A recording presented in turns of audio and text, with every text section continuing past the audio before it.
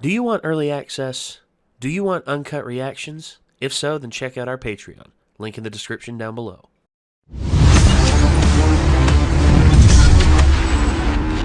So welcome everyone to yet another episode of Renegades React to Attack on Titan. So, we're now on episode 9. We are now in the back half of these 16 episodes that we are getting.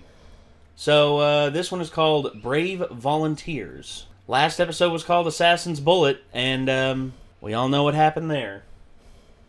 R.I.P. Sasha.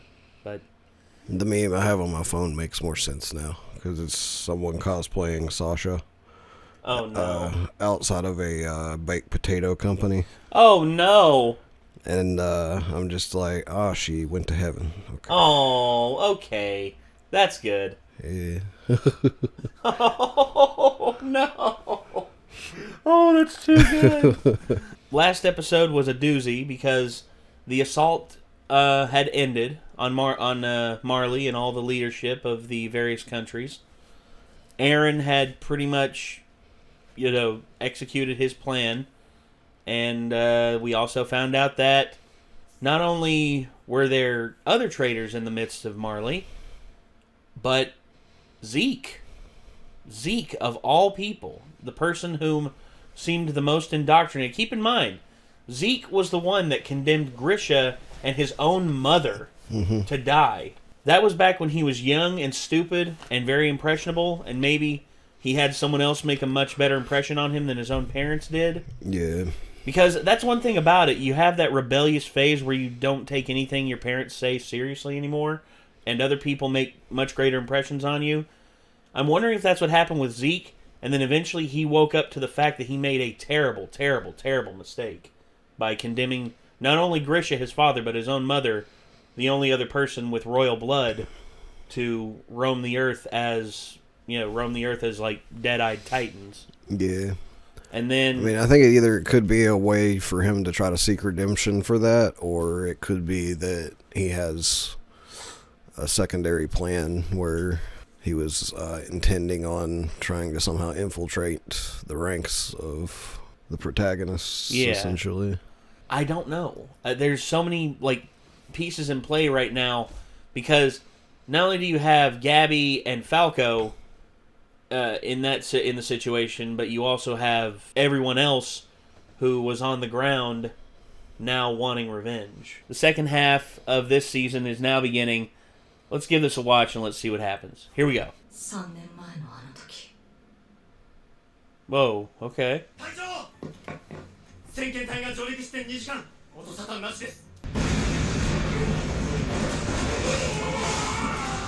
Eren. Don't mind me. I'm just gonna carry this battleship out of the fucking sea. Hello there. Come ashore, friends. Come ashore. Oh God. Hey, Hanji.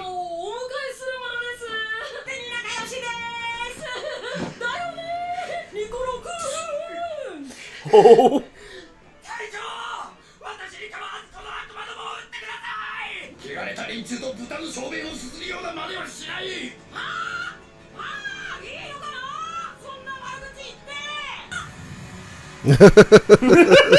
Turn around and you see that monstrosity, you're like, well, fuck.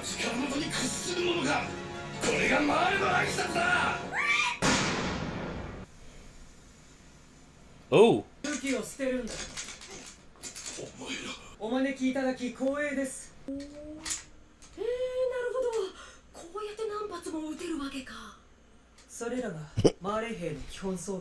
I just want to point out that one of the arguments that people tried to use against me on episode 1 was that nothing interesting happened between the time that we ended season 3 and ended up where we started in season 1. And look, I can understand from a storytelling standpoint the leap forward and the drastic change in narrative and everything. People did reiterate that there are flashbacks, but still, to me, I don't know. Considering where the narrative started to where it ended in season 3 to where we picked up in season 4, it's quite the tonal shift. I understand you couldn't show this without spoiling a lot of stuff that was about to go down, because we would have already known who the main trader was, being like, oh, that's that person. But I mean, and it wouldn't be totally out of the question to show this first either. No. Well, it depends, it depends on how you want the narrative to go. Yeah. I can understand, the artist probably was sick and tired of, telling the same narrative story. I just want to point out that the statement that nothing interesting even happens between the time that season 3 ends and where we end up at the beginning of season 1 is just completely fucking wrong, obviously, because there's a flashback episode here showing. Yeah, nothing interesting happens. Something interesting that happened. That's a whole thing, because people say stupid stuff all the time. You know that. Yeah. But I will say this, I'm happy to go back and see more of Hanji, Sasha, the planning stages of the attack on Marley, or what Aaron's overall plan is, because we don't know. But here we are. The thing is, I just wanted to know how they got to the point that they got to a little bit. Yeah, me too. Me too. I mean, I want to know. And I guess we're going to find out here, hopefully. God damn it,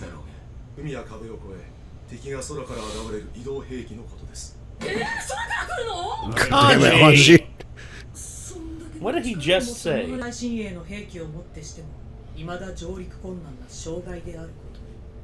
It's a good thing they don't know they've already taken care of that. 今我々が壁の外でのんびりお茶できるということは島の巨人を全て殺して素晴らしい期待以上だ二つ目の理由は現在マーレは複数の国と戦争状態にありするとあなた方はマーレに恨みを持つ亡国の民でありマーレ軍に潜入する諜報員のようなものなのかな諜報などと呼べるような代物ではありません、マーレに故郷を奪われ兵士として徴用された我々はとても非力であの大国に抗う気概は失われつつありました。マーレや世界の人々が悪魔と呼んで恐れる巨人、私には全く別のものに見えた。神です。無力な私たちに希望を見せてくれました。ジーク・イエーガーの命を受け上官を撃った反マーレ義勇兵です。その目的は全エルディア人の解放。相手は獣の巨人だぞ。長穂村の村民を巨人に変え壁内を恐怖に陥れ調査兵団を壊滅寸前まで殺戮した張本人がそう抜かしたのか。それは敵さんも承知のはず。まずは団長殿も話を聞こうではないか。その施策を行う条件として必要なものが始祖の巨人と王家の血を引く巨人。それは本当です。思い出したんです。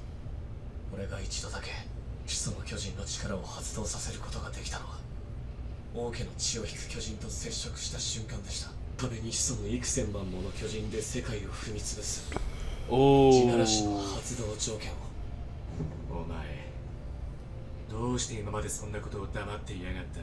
情報で巨人にさせるわけにはいかないと思っていました。彼の調査船からこの島を守るためには義勇兵の力が必要なのです。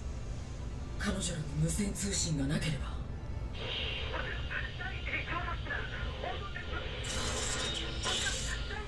ずっと助けを待ってた。すぐに向かう。あと家だな。我々の規模か。安心しろ。2隻の調査船で向かっている。もう大丈夫だぞ。岡田巨人どうしてカワーソあれは敵だ。急げ。飛び込め。はい。汚れた悪魔の汚らわしい島へようこそ。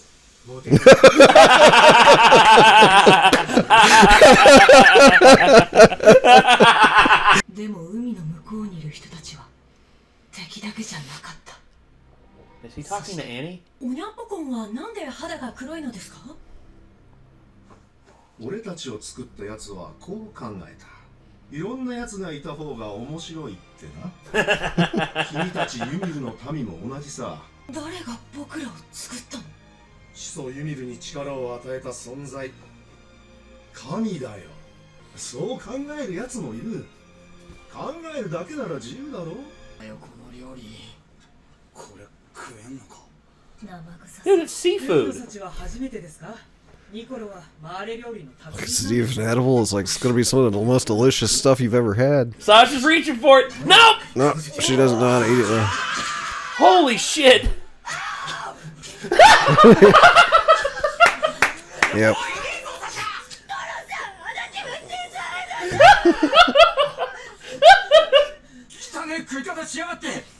She is a pick. She can't help herself. Railroad system, they teach them that. アルミ、ベルトルトの記憶は何か見たか？いや、役に立ちそうなものは何も。ジークの寿命はあと3年もね。本当に地ならして世界を脅すことでしかエルディア人を守る術はないのかなって。それじゃあ本当に世界を恐怖に陥れる悪夢だ。そうなる前に話し合えないのかな。世界から見れば俺たちは巨人に化ける怪物だ。そこに誤解はないだろう。でも仲良くなれたマーレ人もいる。何人だ？時間が必要だ。そうだな。時間を稼ぐためには手出しできねえようにしてやるんだ。本当に僕たちは正しかったのかな。ああ。おい、お前マルジンだろ。ここに何しに来やがった。あれに殺されたエルディア人のボスに。すいません、ここはマルジンなんか近づけじゃねえよ。おいニコロ、大丈夫か？くそ、なんでだよ。本当にサジャは死んだのか？Oh man. そんなバカな話があるかよ。ただの女の子じゃない。訓練されていた。戦士候補生か。うまいもんいっぱい食わしてくれてありがとうな。ニコロ、お前はどうなんだよ。コニー、双子みてえなもんだった。自分が半分なくなっちまったみてえだ。娘が世話になったようやね。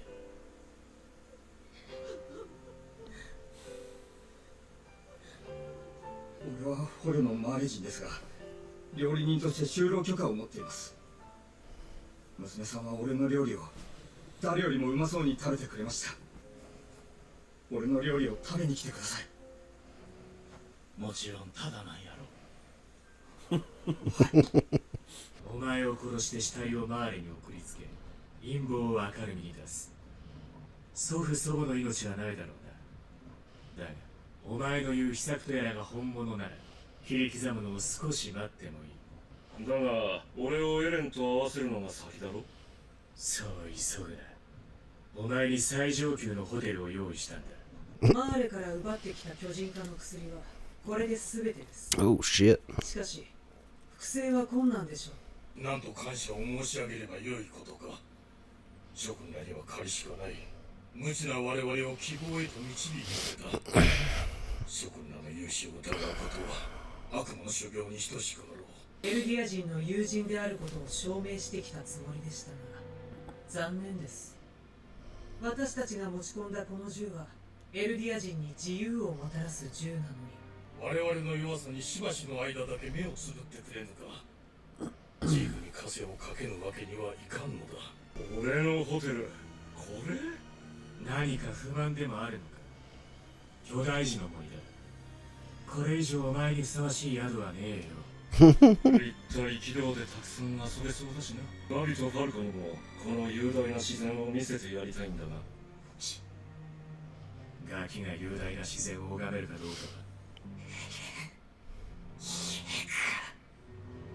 エレンは一人でもやるつもりだった。エレンに協力しても見放しても最悪の選択になっただろう。あの軍港が健在だったらすぐさまマーレ軍はこの島に報復攻撃しただろう。 He is talking to Annie. けどやるしかなかった。あの日の君たちのように。 Yep. I knew it. He has all the memories of Berthold, and Berthold loved Annie. So it makes perfect sense why he would be talking to her and trying to get her to... 何か答えてよ。勝てなきゃ死ぬ。勝てば戦わなければ勝てない。 So we got a lot there in that episode. A lot of lingering thoughts. You know, how the hell did Zeke come to be on the side of the Eldians when he seemed to be so dead set on it. And not only that, but we also got, technological leaps forward for the Eldians, railroads, locomotives, Firearms. And more advanced firearms. Also, not only that, but just a multitude of just little plot devices in the background. For instance, Niccolo. Kind of an explanation of how they were able to fly an airship, as well as what happened to the fleets that went over. Yeah. That were lost. And then not only that, but Niccolo and Sasha building a connection. And then, of course, Sasha's death being handled. Yeah, they had to find a way to make that even more sad than it already was, didn't they? Well, they showed her... Well, dude, I look at it in death as certain ways. I always look at it as a celebration of life, because you can be sad that they're gone. That's always going to be there. But you have to remember why they were here, while they were here, all the fun and all the good that you had with them. Yeah, I recently finished Hellblade: Senua's Sacrifice. Yeah.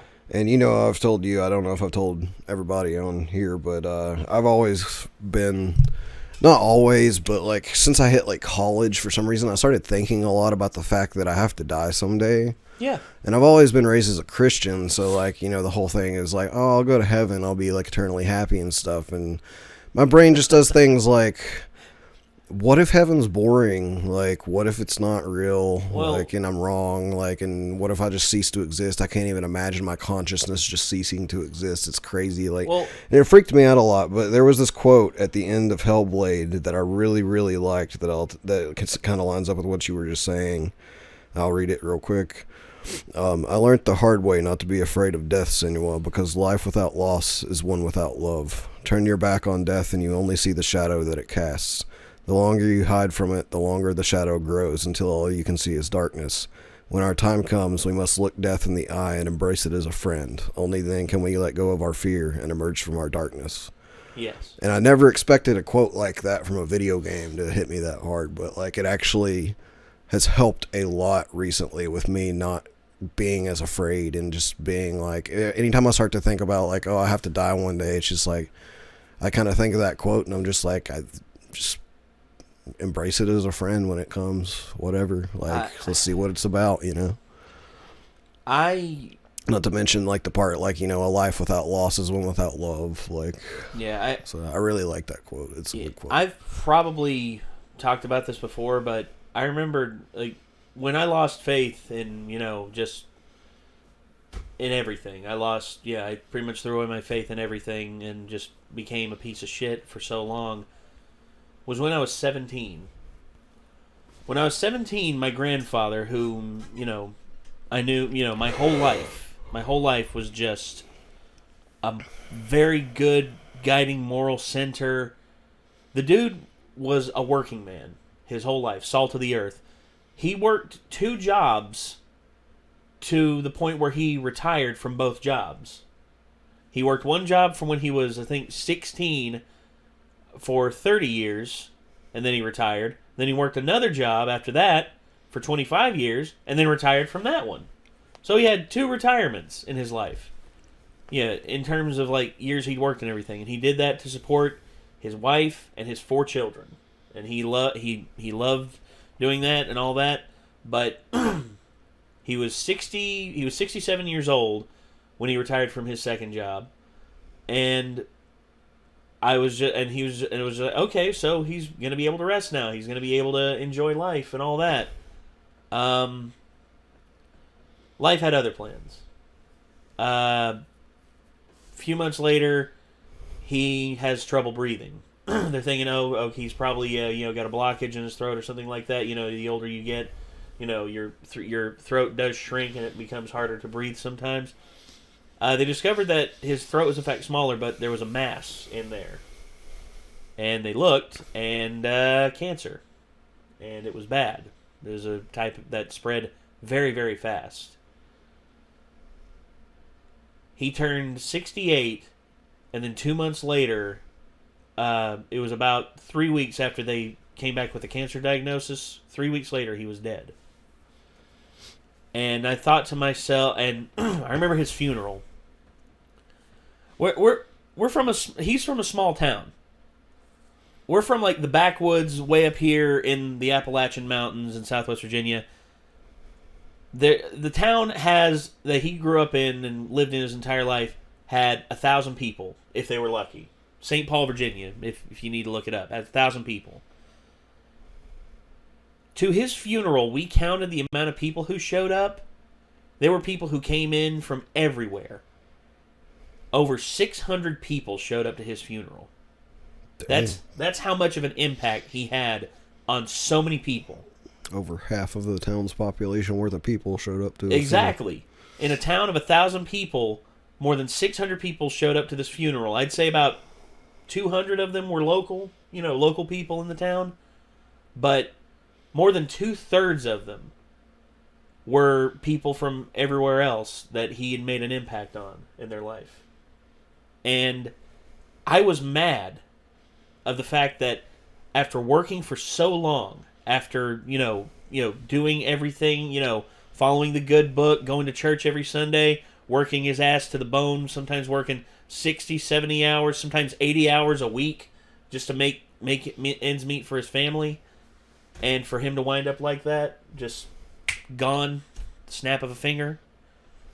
And just, it pissed me off. And I was angry at the world. I was angry at everyone. I didn't know what, I was like, why him? Why of all people him? He didn't deserve that, this and that, and blah, blah, blah. And I think it was like about 3 years later, I went to my grandma. I was at one of my lowest points in my life. I went to her, and I asked her, like, I blatantly asked her, I'm just like, why him? Why? Of all the people in the world, for God to take away, why him? I mean, he finally had a chance to live. He finally had a chance to be happy. Why this? And then she goes, Nathan, what are you talking about being happy? A day never went by where he was not happy providing for his family. For him, that was enough. I know you can look at it from your perspective, and to you, outside of work, to you it may seem like anything, after you work until you die. But if you are happy with the jobs that you're doing and, providing for your family and making sure that your children never have to go hungry or have to go without heat or anything like that, because let me tell you something about your granddad. There were days they didn't have any food to eat. There were weeks that went by where they couldn't go out and get groceries or get anything to eat because, either they were snowed in or they were, it was rough living back then for him, and he wanted to make sure that his children never had to go through that. So every day he spent working to make money for his family, he was happy. I mean, and all of a sudden I realized how selfish my perspective was of it. I was looking at it through my eyes instead of his eyes. And, how my granddad perceived life and perceived everything. And that's when I was like... He also probably, didn't really think about the fact that, he was 68. And you at the time you said you were 17? I was 17 when he passed. Your perspective of the world was basically your own brain is I haven't got to do shit yet. I've done nothing but put forth a bunch of effort basically to get nothing in return so far because it's all just been education towards my future. Exactly. So it's hard to see from the perspective of a guy who's had a good run at 68, 68, I mean... retirement would be really cool to have and everything, for a longer amount of time and stuff, but he still lived a life, 68's not it's not a fucking early amount of time. It's a respectable amount at least. Yeah. It's not above average, but it's still... In my head I painted it as though he wasted his life. Yeah, it's not like he didn't have a life, I know, and to him the most important thing was his family, making sure that my dad, my uncles and my aunt were all had food ready to go, food on the table.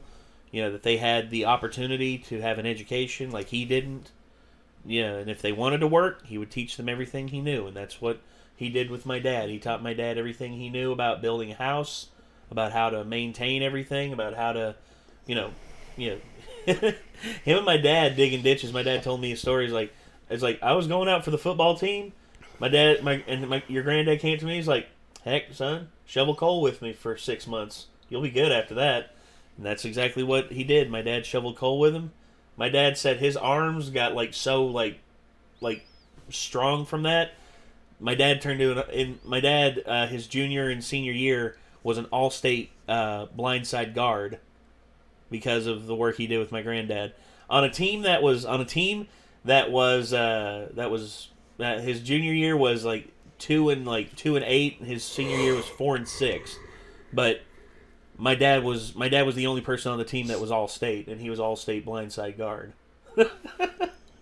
But yeah, it's just one of those things, man. I mean, you have a perspective when you're younger, and then the older you get, the more you understand, and you can look at the experiences of others, and you just also celebrate those them. 600 people showing up should have been an indication that he had a pretty good life too. Well, that he was a great man. I mean, yeah. I mean, that's a lot of people humble. to have an impact on. A truly humble person, and I see that, and I'm just baffled by it. And my dad's the same way. My dad's a very humble guy. He doesn't like being very boisterous or very out there, but yeah, he's a fun guy to hang around with, and my granddad was the same.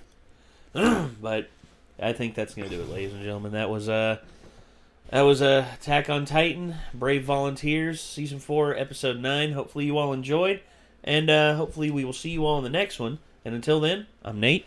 I'm Nick. We'll see you then, everyone. Peace out.